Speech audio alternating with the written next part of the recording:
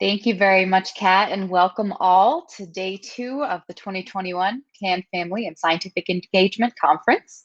For our first session today, we will be having a conversation about KAND care guidelines with Dr. Wendy Chung, Chief of Clinical Genetics Division in Pediatrics and Principal Investigator at Columbia University Irving Medical Center, and Dr. Shannon Dennis, KIF1A.org's Chief Patient Officer and mom to Sadie.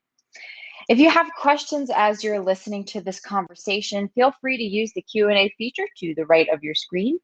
Some of these questions may be addressed in our next KAND symptoms Q&A session though, so if we don't get to your question, it may pop up in the next session. And with that, I'll hand it over to Dr. Dennis and Dr. Chung.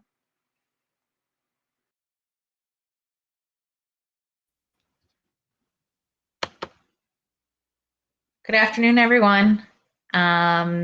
Thank you for the introduction, Dom and Kat. I'm here with Dr. Chung, and for the next 30 minutes or so, we'll be talking to Dr. Chung about KAND care guidelines. Keep in mind that we are learning about KAND constantly, and every patient, as you've already probably figured out, is very unique. Each patient and their family need to work with their healthcare providers to make the best decision for their loved one.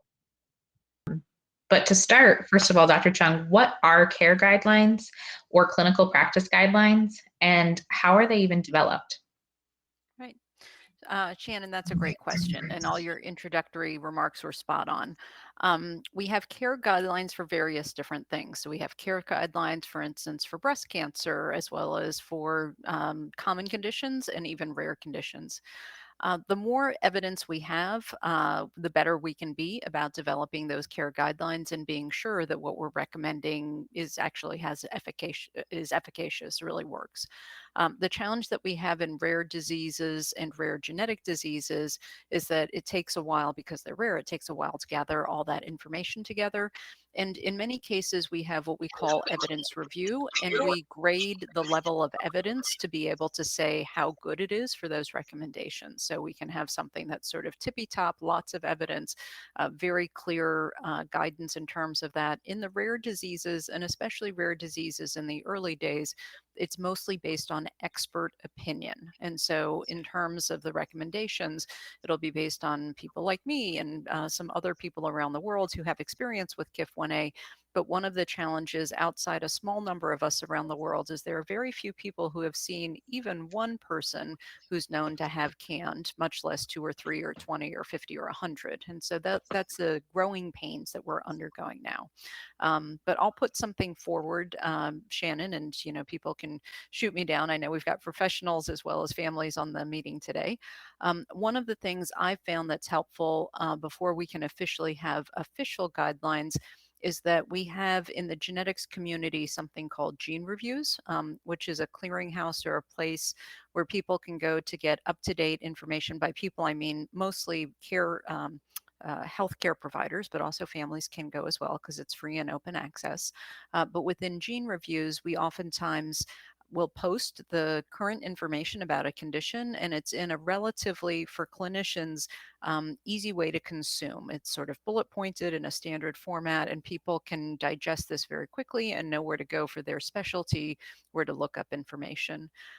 Right now, KIF1A is not there. So if you were to go into gene reviews and look for that, you won't find an entry. But the good thing is that with this, gene reviews as a process requires that the people who write for this have a peer-reviewed publication to sort of grant them access as authorities, and then they're allowed to be able to go in and write a submission. And so our plan has been, now that thankfully we've can sort of check off the box in terms of having a peer-reviewed publication about KAND, being able to write a gene reviews with some basic guidelines that I think in the interim is going to serve the community in terms of those clinical practice guidelines. So it won't be quite at the level of the evidence that we do for many other conditions, but I think it'll serve the same purpose in terms of guiding other different specialists around the world, insurance in terms of coverage. I think it'll get to where the community needs us to be, at least at this point. Excellent, and something to look forward to. As we're working on developing these, what are the challenges outside of it being a rare disease in developing these guidelines? Thanks. So Shannon, you already alluded to it, but number one is KAND overall is rare, or at least under-recognized for sure. It is rare, I'm sure, but it's grossly under-recognized in terms of how frequent it is. The other challenge that we've been emphasizing through the conference is it's not just one condition. You can either say it's simple care or complex care, but even, or rather KAND, simple or complex KAND, but even within that, there are lots of differences in terms of the different types of symptoms, the age of onset, the severity, the progression, and it almost becomes each person being unique. And of course, everyone is unique, but challenging in terms of writing the guidelines that cover all of that.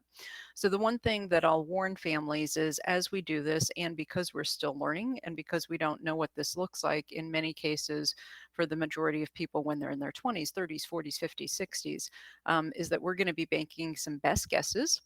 Realize that we could be wrong. I don't think we're going to be totally 180 degrees wrong, but we could be a little bit off in terms of some of what we do, but it's a learning process. And so we're going to be learning together.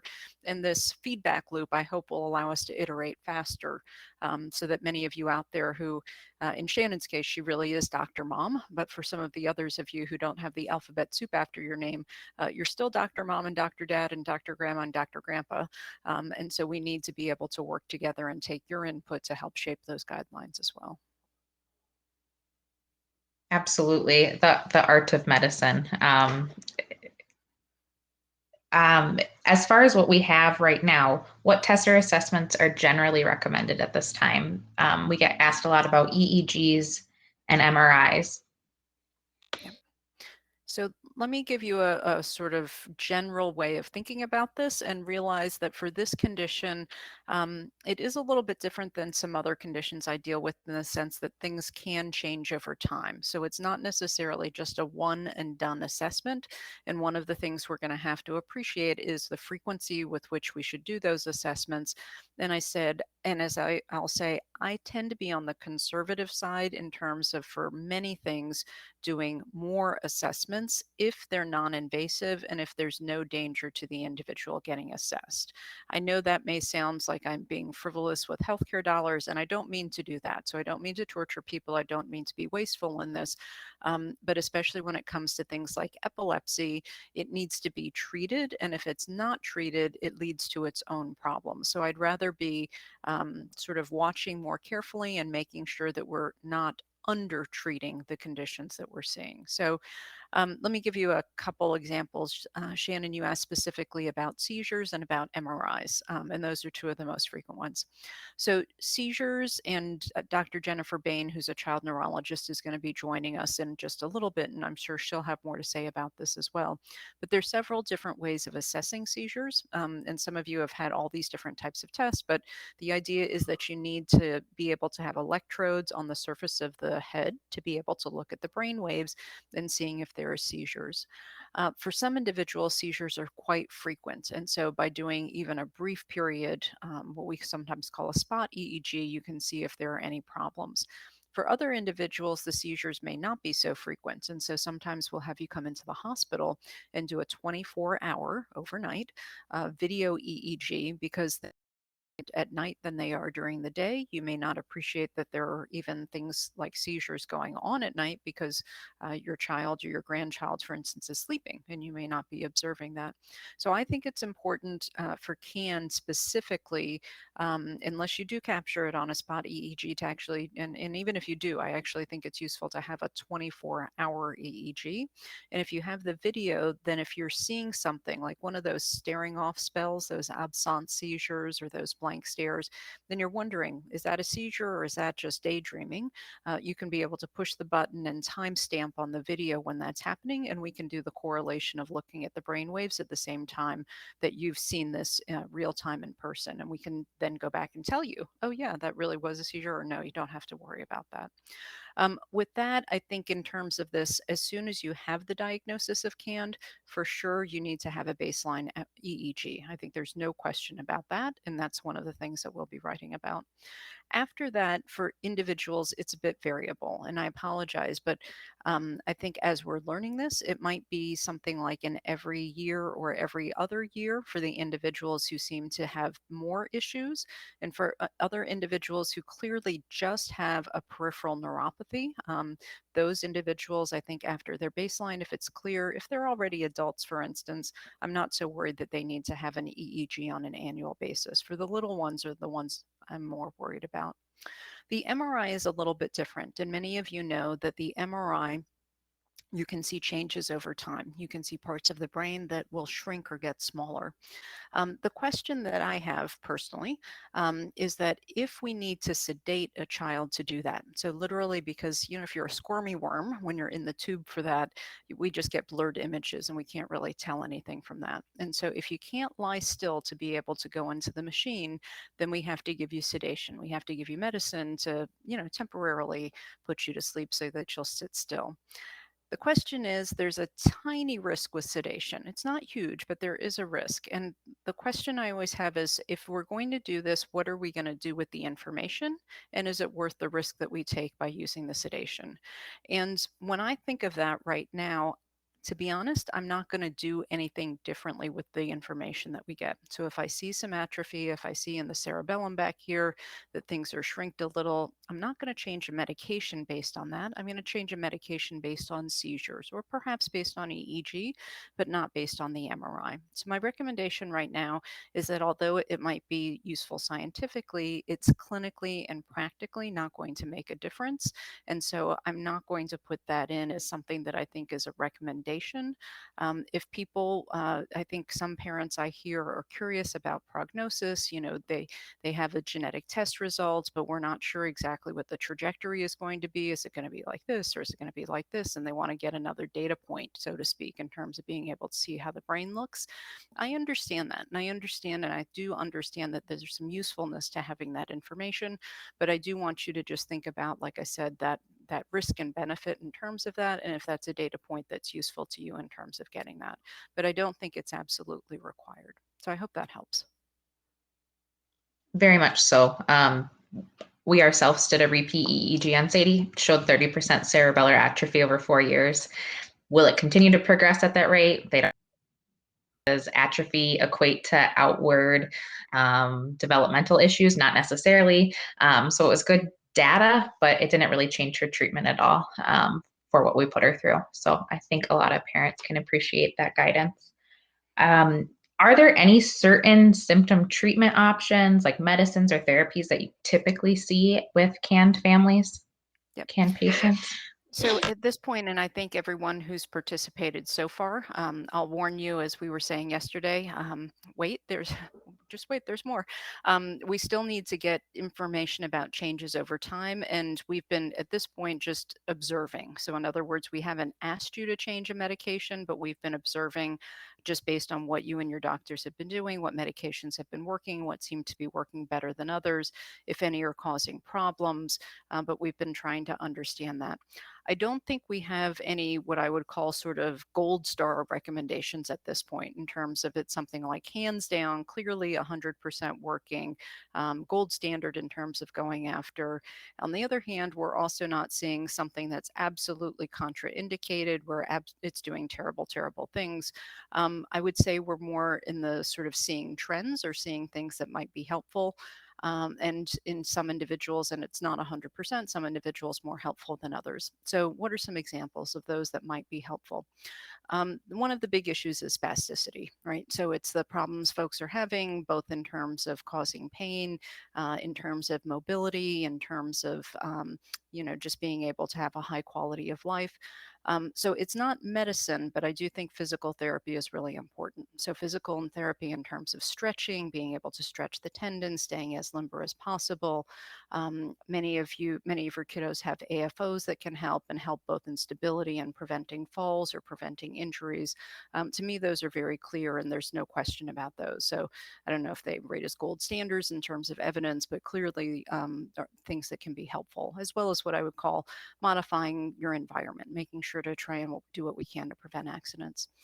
Beyond that, there are several folks who have tried or used Botox. Botox, I think, is useful in terms of being able to help with that. it's not a permanent thing. So you often have to go back and be able to, treat again over time. And then the third strategy is Baclofen. And some individuals use this as a medication they take by mouth. There's some individuals who even use a Baclofen pump, and that's a little bit more complicated to do that but it gives a constant infusion of the medication.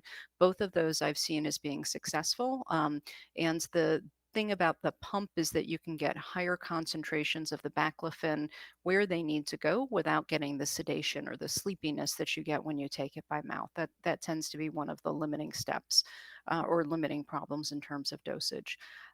There's not a single dose that I'd recommend at this point in terms of the Baclofen, but I would say that there are people that start out with an oral medication and then go to a Baclofen pump, and that may be necessary as the symptoms get more significant. With that, and again, Dr. Bain is going to be talking about seizures later. One of the things that I wish we had, but I'll be clear, I don't think we have, is sort of a gold star recommendation for the seizures. So in terms of what medication absolutely does work or doesn't work, what I'll say I've observed is that multiple times, or individuals sometimes need multiple medications, and that there's sometimes a medication that will work at one time, and for whatever reason it doesn't work forever, and then there needs to be an adjustment to the medications. And that's not atypical for seizures in general, at least some of the more difficult to treat seizures, but it is annoying and still an issue in terms of trying to come up with a treatment. One other thing I think you mentioned, Shannon, was cannabidiol. And so this is a medication that has been more recently available, at least in the United States. And just to say this another way in terms of a medication, is that you can think of it as medical marijuana, except it's the active ingredient in that. And so I want to be clear, I'm not suggesting, that the children start, smoking marijuana and do anything like that. It should be, in my opinion, if it's going to be used, an actual medical version of this, to make sure it's the quality that you need, to make sure it's the actual dosage that's correct. And it is something that's relatively new, and in different parts of the world legally may or may not be available, or practitioners who may or may not feel comfortable in prescribing it. And so this is a new area that I think is a little bit more challenging because of those limitations. But I will say we've had several folks in the community, and I've been watching them and seen many of them sort of in the before or after, or being able to talk with them. And it definitely has been helpful, both in terms of some of the pain issues, being able to, in some of the cases with some behavioral issues. So I'm not saying it's for everyone, but I will say that I haven't seen anyone have very bad things happen with it, and I have seen some good things happen with certain individuals. So if you have a practitioner where you're having one of those challenges and you think they might be willing to think about it, you can make the suggestion. The final thing, and I know this is something that every single one of you knows, is it's so frustrating because you go to your doctors, and for most of you, as I said, your family is the one and only KAND family they've ever seen, or at least they know that they've seen. And so they feel like they're lost in the wilderness, and you're looking to them for guidance, and they're saying, well, you're the expert. You tell me, what did you hear at that family conference? What did Dr. Chung tell you?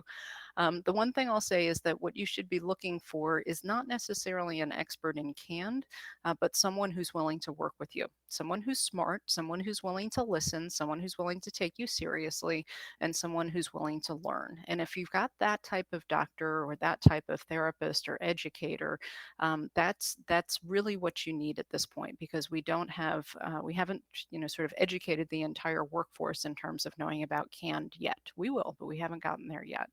And if you do, that one of the reasons we're recording sessions like this is you can share this with your doctors too. Your doctors, your therapist, you can have them contact me, email me. Many of them call me from around the world or email me from around the world, and we're glad to try and reach out through that. But sometimes, and I'll apologize in advance, if I don't know your particular child or loved one, it's helpful for me if I can work with your doctor as well, because I may not know all the particulars to make a recommendation. But whereas your doctor may be able to help me put it in context of your particular complex care, and then we can work together to figure out a solution. I think you hit that really well. So I work as a nurse practitioner in a pediatrics office. just KAND, but I'll have other people bring medically complex children to me with rare diseases that I'm not familiar with. And it's always a conversation with families. And I think it's important just to find somebody receptive to parental input and willing to admit they don't know much, but they're willing to learn. And if you're not finding that kind of therapeutic relationship with your care provider or your child's care provider, it's important to seek a second opinion and make sure you have a comfortable relationship, because we see the doctor plenty, as you know. We were thinking about going a little bit longer since we started a little bit later. I'd like to ask, how can KAND patients and families help advance our understanding of KAND and develop better care guidelines? Yep. So there's going to be an ask for you. So I'm warning you about this in advance. We're going to go actually sort of double down because we've been hearing, and especially at this conference, I'll say we've been hearing that this is a really important need that we need to prioritize. And I do want to make sure it's as evidence-based as possible. So we're going to get one more time point from the community in terms of being able to see how your kiddos are doing, what seems to be working, what seems not to be working so well, so that we can incorporate this. And as I described, this I hope will be accepted, by the way. We haven't yet, but I hope will be accepted for the gene reviews. If we're not, we'll do something like gene reviews, but we'll put it on the KAND website. But to be able to put that together. So we want to be as up to date as possible as we're doing that. And this is definitely a joint partnership. So you guys will try and, number one, we're going to be having a survey. We've been working with Kat and others. We're going to be able to ask questions for you about what are the important points we need to focus on. We'll be having the natural history survey that will be just adjusting based on that information, and then putting all that together so that we can actually put this in a way that doctors are going to understand it, and hopefully with the trust that they have in us to be able to then use that for your care. So that's the cycle. And with any luck, I hope we can get something by the end, if not the end of 2021, hopefully early 2022. We'll be looking forward to it. We get a lot of repeat similar questions that I'd like to ask if you're willing. One of them is, are there any vitamins and mineral supplements, anything? I know all of us are so willing to help our kids in any way. Anything that's recommended right now? Yep. So a couple general things, and this is, I know I get some similar questions. I'm going to throw in COVID because it's another issue that's timely, and I get a lot of questions about this. So there are a few things. Number one is to my knowledge, our kids don't have any specific immunological issues. So for instance, with COVID, thankfully, knock on wood, kids generally tend to be resilient with this.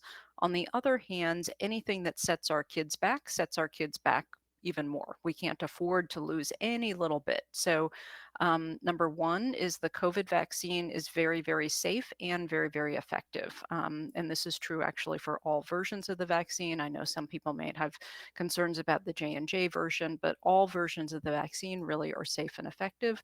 And if your child is 12 years or older, or if you're 12 years or older, I strongly urge you to get the vaccine because it's really a significant problem if you do end up getting the virus for a small number of individuals, but you don't want to be in that small number of individuals. So that's number one, is COVID vaccine. But in addition to the COVID vaccine, other vaccines. So whether it's the annual flu vaccine, whether it's your measles, mumps, and rubella, all of those things, vaccinations are a very, very good thing. And we want to try and prevent as many of those things as we can.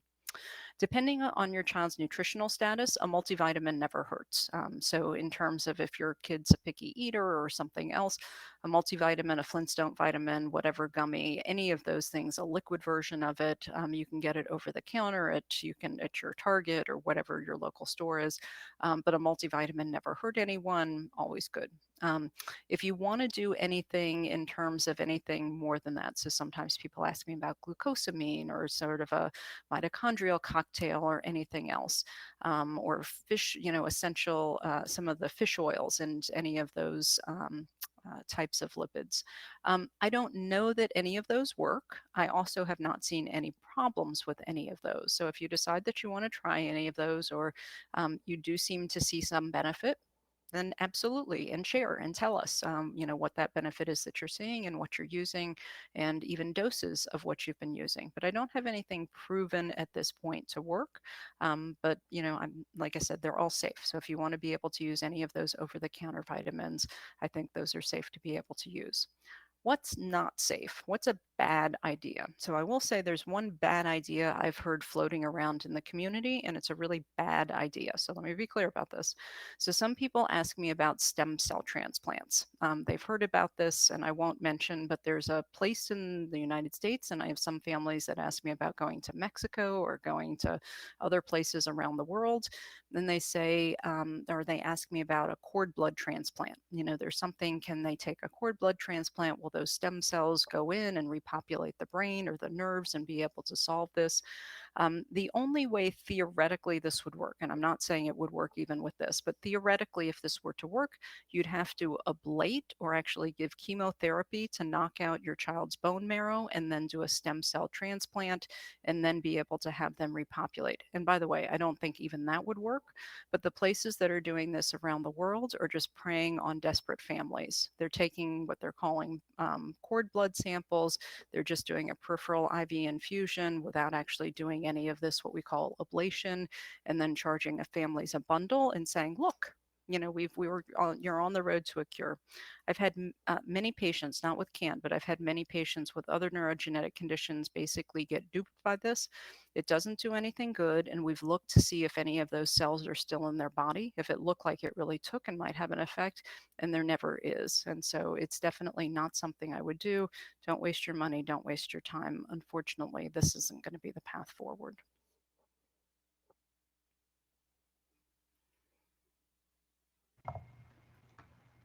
Hey, I think we lost Shannon and her internet connection broke out, but that's okay because this is actually our scheduled break time.